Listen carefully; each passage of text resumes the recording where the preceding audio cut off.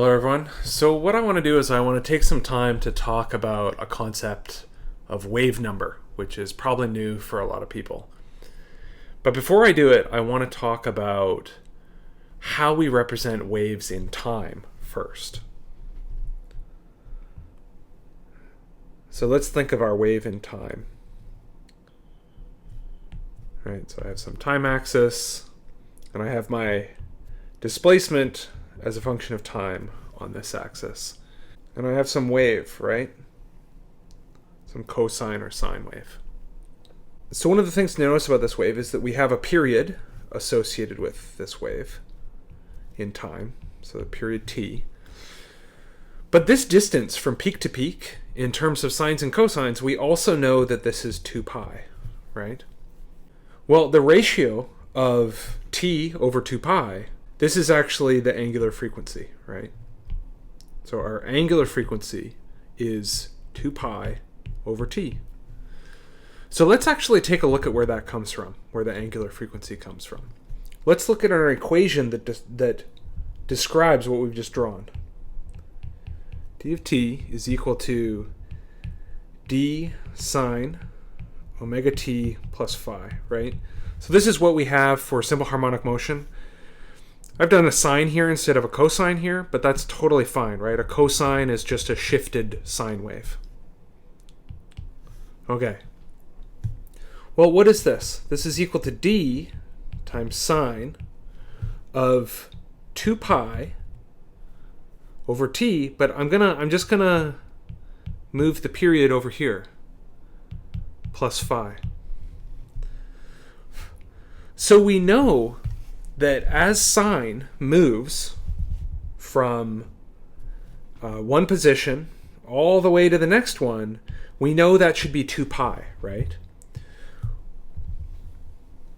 Well, let's see that actually play out right here. What we notice is that t over the period selects fractions of 2 pi, right? If I start at some time, 0, say, as I move along in time, I move through greater and greater fractions of 2 pi until I get to half my period, and I've moved pi through the whole thing. And then I move to the whole period, and I've moved 2 pi through this whole thing. So really what the angular frequency is capturing is essentially how to move through 2 pi radians in this trig function. Going t seconds goes through 2 pi radians, right? Or one oscillation. So let's see if we can reproduce this, but in position space. So in position space, I have something that looks really similar, right? I have my wave that's traveling, and I take a picture of it. This is a snapshot graph, right? I take a picture of it, right? So I have some graph here. Well, and I know what's this distance? Well, this distance in this graph is actually one wavelength. But just like before, if you go from peak to peak in some sinusoidal function, you're going through 2 pi in that function, right? You're going through one period of that function or one oscillation of that function. So we have a thing called the wave number, which is analogous to our angular frequency. And let's see how it appears. Right? So I write out my mathematical expression.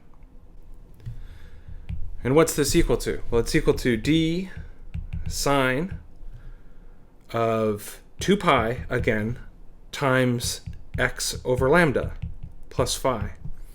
And we see the same thing happens just like before. When we go through one wavelength, right, we actually move through 2 pi radians. So going lambda takes us 2 pi radians, or one oscillation, right? We go through one wavelength and we've gone through 2 pi. And this being a fraction, just as we move along x, we go through fractions of that total wavelength, and it gives us fractions of pi, right? So hopefully this gives you some feeling for what k is, the wave number. Right, and I'll put a square around it, just a box around it, because it's an important new concept. We should think of k, the wave number, as being the angular frequency, but in space, right? And what units does it have? It has radians per meter, right? So just like the angular frequency had radians per second, it tells you how many radians you move through per unit time. K tells you how many radians you move through per meter, or per unit distance.